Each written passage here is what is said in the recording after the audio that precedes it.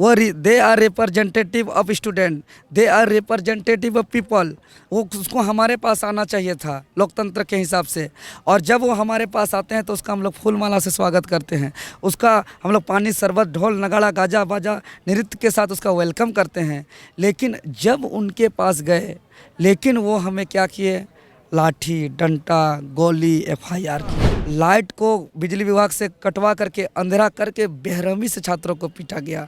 इतना ही नहीं, सब्जी बेचने वाले आम जनता को भी, दुकानदारों को भी, राह चलते पब्लिक को भी पीटा गया, बिरसा चौक तक मारा गया। एक निवेदन करते हैं, उसको निवेदन सोचिए या चेतावनी सोचिए, धमकी सोचिए या अल्टीमेटम सोचिए। 27 मार्च 2023 डेडलाइन उसको नोट कर लीजिए कि इस बीच में सरकार पहल करते हुए हमारी मांग पर ठोस निर्णय ले। बंगाल का विज्ञापन देखते हैं, बंगाल का निवासी हो, उड़ीसा का विज्ञापन देखते हैं, उड़ीसा का निवासी हो, इतना तक कि प्रधानमंत्री आदरणीय नरेंद्र मोदी जी का गुजरात का राज्य का विज्ञापन देखते हैं तो गुजरात का निवासी। 60-40 नियोजन नीति के तहत झारखंड में अब JSSC के द्वारा विज्ञापन निकाल दिया गया है, नियुक्तियां शुरू कर दी गई है। इसका विरोध पूरे झारखंड में जो बेरोजगार युवा हैं वो कर रहे हैं। बीते 23 मार्च को जब बजट सत्र का आखिरी दिन था तो छात्र विधानसभा घेरने पहुंचे थे। मुख्य इनका काम था कि ये मुख्यमंत्री से वार्ता करना चाह रहे थे। देवेंद्र हमारे साथ भी हैं, क्रांतिकारी छात्र हैं। मिलने तो गए आप लोग, वार्ता करने गए, कोई फ़ायदा नहीं हुआ, कोई असर नहीं दिखा, उल्टा आप लोग मार खा के आ गए, क्या कहिए? तो ये तो राज्य सरकार का दुर्भाग्य है। चूँकि हम लोग एक शुद्ध छात्र हैं, सरकार से तो हमारा कोई राजनीतिक दुश्मन नहीं है कि सरकार को हमें इस तरह का बदला लेना चाहिए। हम लोग शुद्ध रूप से छात्र हैं। लगातार 3 महीनों से डिजिटली फिजिकली आंदोलन, जो सफल आंदोलन हुआ है, और एक बार कैबिनेट, उन्हीं के कैबिनेट मंत्री से हम लोग वार्ता भी किए थे, और उस आंदोलन को हम लोग सकारात्मक वार्ता को देखते हुए हम लोग स्थगित भी किए थे। मतलब हम लोग शुद्ध छात्र हैं, हम लोग कोई उसका राजनीतिक दुश्मन नहीं है। और वो कौन है? वो they are representative of student, they are representative of people. वो उसको हमारे पास आना चाहिए था लोकतंत्र के हिसाब से, और जब वो हमारे पास आते हैं तो उसका हम लोग फूल माला से स्वागत करते हैं। उसका हम लोग पानी शरबत ढोल नगाड़ा गाजा बाजा नृत्य के साथ उसका वेलकम करते हैं। लेकिन जब उनके पास गए, लेकिन वो हमें क्या किए, लाठी डंडा गोली FIR किए। इतना ही नहीं, कुछ महिला पत्रकारों पर अभद्र गाली गलौज किए, और जो है कि दौड़ा दौड़ा कर जब घर वापस आ रहे थे तो जब शालीमार बाज़ार शहीद चौक से आगे कॉलोनी का लाइट को बिजली विभाग से कटवा करके अंधेरा करके बेरहमी से छात्रों को पीटा गया। इतना ही नहीं, सब्जी बेचने वाले आम जनता को भी, दुकानदारों को भी, राह चलते पब्लिक को भी पीटा गया, बिरसा चौक तक मारा गया। ये जो चोट था, यहाँ की गोली बारूद, यहाँ की लाठी FIR, इसका हम जितना निंदा करें उतना कम है। यह निंदनीय घटना है। अभी क्या चाहते हैं आप लोग, किस तरह की नियोजन नीति चाह रहे हैं कि बने? देखिए, हमारा मांग स्पष्ट है और कई बार हम लोग मांग पत्र प्रेषित भी कर चुके हैं। लेकिन बात है कि यह सरकार जिस सत्ता के नशा पे चूर चूर है, जो अंधकार पे डूबी हुई है, मतलब इतना सत्ता के नशा पे, और हम लोग से वार्ता करने के बजाय ये पहला ऐसा होगा जो कोई सरकार शुद्ध छात्रों से, हम लोग तो जो निर्णय करके गए थे, ऐलान किए थे, और उस निर्णय पे हम लोग अडिग रहे कि हम लोग सीधा मुख्यमंत्री से वार्ता करेंगे, अन्यथा हम लोग कोई डेलीगेशन को हम लोग किसी प्रकार का वार्ता नहीं करेंगे। डेलीगेशन से हम लोग कोई वार्ता नहीं किया, और अभी हम लोग 27 मार्च 2023 तक ये सरकार को हम लोग एक निवेदन करते हैं। उसको निवेदन सोचिए या चेतावनी सोचिए, धमकी सोचिए या अल्टीमेटम सोचिए। 27 मार्च 2023 डेडलाइन उसको नोट कर लीजिए कि इस बीच में सरकार पहल करते हुए हमारी मांग पर ठोस निर्णय ले, और कुछ बड़ा निर्णय ले, अन्यथा उसके बाद हम लोग राज्य में आर्थिक नाकेबंदी करेंगे। क्या निर्णय ले, फिर भी क्लियर नहीं हो रहा, कैसी नियोजन नीति चाहिए छात्रों को? देखिए, हम स्पष्ट बता दें कि जो 2 विज्ञापन आया, असिस्टेंट लैब टेक्नीशियन और PGT का, उसमें भारत का नागरिक बोल के आमंत्रण किया गया। और अगर भारत का नागरिक के तहत आमंत्रण किया जाए तो फिर यह भारत देश क्यों नहीं है? यहाँ 28 राज्य क्यों है? और यही जब हम बिहार का विज्ञापन देखते हैं तो बिहार का निवासी हो, बंगाल का विज्ञापन देखते हैं बंगाल का निवासी हो, उड़ीसा का विज्ञापन देखते हैं उड़ीसा का निवासी हो, इतना तक कि प्रधानमंत्री आदरणीय नरेंद्र मोदी जी का गुजरात का राज्य का विज्ञापन देखते हैं तो गुजरात का निवासी हो। अभी जयराम महतो से भी हम लोग बात कर रहे थे, तो जयराम महतो बोले कि 90-10 ऐसा कुछ अनुपात होना चाहिए, क्या कहिएगा उस 10 में कौन लोग आए?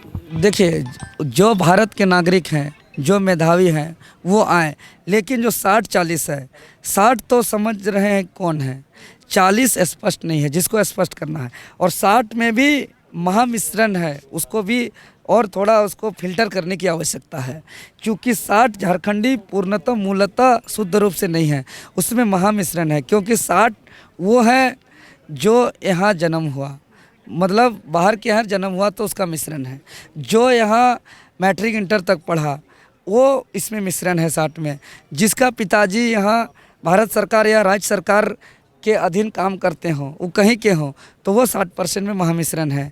अगर कोई किसी सरकारी गैर सरकारी संस्थान में काम करते हो, सरकार को टैक्स भरते हो, तो वो भी 60% में महामिश्रण हो, तो इसको भी फिल्टर करने की ज़रूरत है। और 40% जो है उसका यहाँ का अस्थायी प्रमाण पत्र क्रमांक संख्या उसमें मांग करके झारखंडियों का प्रावधान किया जाए। और 10% जो है, जो हम लोग शुरू से मांग करें, 10% में आप भारत का नागरिक हैं, उस कहीं से भी आप आइए, कोई दिक्कत नहीं है, कोई परवाह नहीं है, स्वागत है, वेलकम है।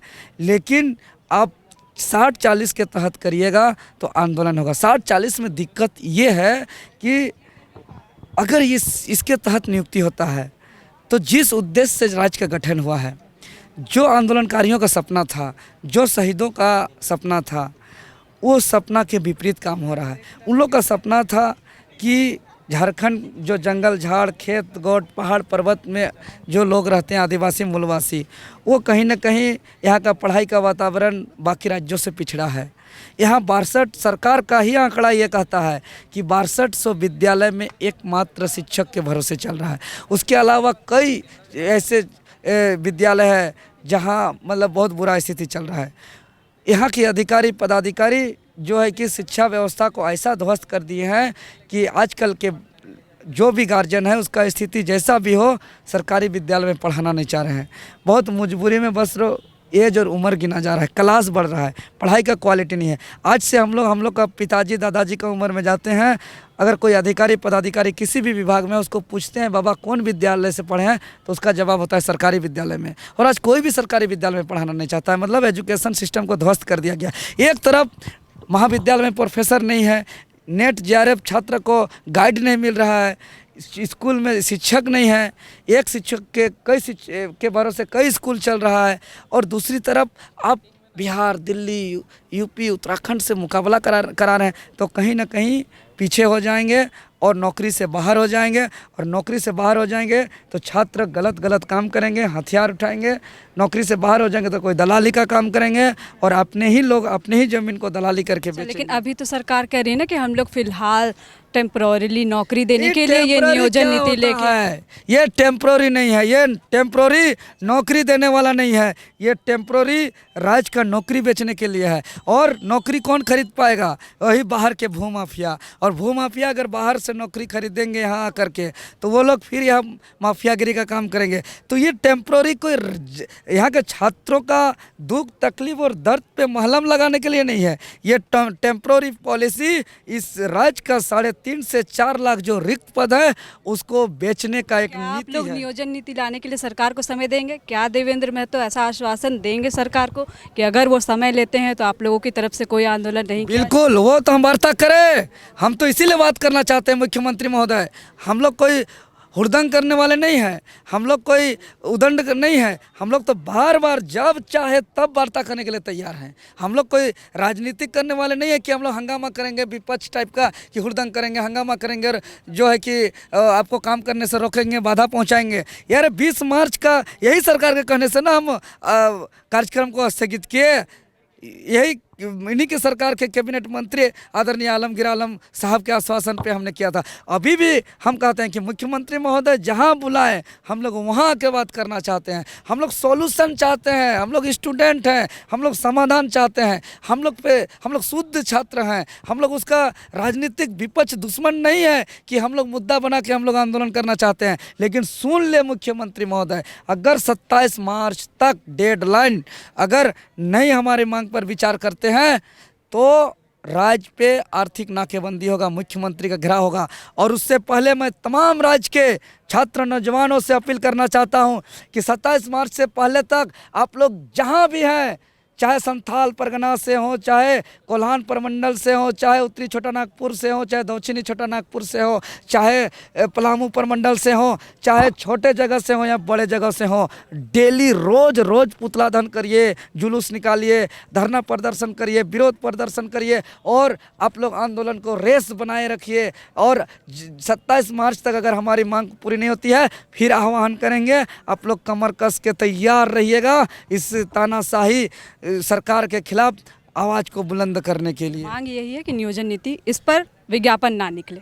फिलहाल विज्ञापन जो निकला है झारखंडियों के लिए निकले, विज्ञापन चाहते हैं निकले, क्योंकि बिना विज्ञापन का यहाँ छात्रों का कल्याण नहीं होगा। बिना विज्ञापन का राज्य भी विकास की दौड़ पे नहीं दौड़ेगा। इसके लिए राज्य को विकास करने के लिए यहाँ कर्मचारी चाहिए, यहाँ अधिकारी चाहिए, सब चाहिए। लेकिन बिना कर्मचारी अधिकारी का राज्य विकास नहीं हो सकता है। जिस प्रकार फैक्ट्री खोल देंगे अरबों रुपया में और उस फैक्ट्री में मजदूरी नहीं रहेगा और तो वहाँ से प्रोडक्शन नहीं हो सकता है। इसीलिए यहाँ के राज्य के विभागों में कर्मचारी नहीं होंगे तो राज्य विकास नहीं कर सकता है। लेकिन जिस राज्य का गठन उस राज्य के निवासियों के लिए हुआ है तो उसके लिए पहले प्रावधान तो हो। चलिए, ये देवेंद्र महतो को आप सुन रहे हैं और कहना है इनका कि ये नियोजन नीति के तहत भी अगर भर्ती हो रही है लोगों की तो यहाँ के लोगों को प्रायोरिटी मिले। अगर इनकी मांग 27 तारीख तक नहीं होती है, इन्होंने अल्टीमेटम दिया है, तो ये एक बृहद आंदोलन करेंगे, आर्थिक नाकेबंदी की ओर जाएंगे आप लोग। शुक्रिया। TheFollowUp.in Like, share and subscribe. www.thefollowup.in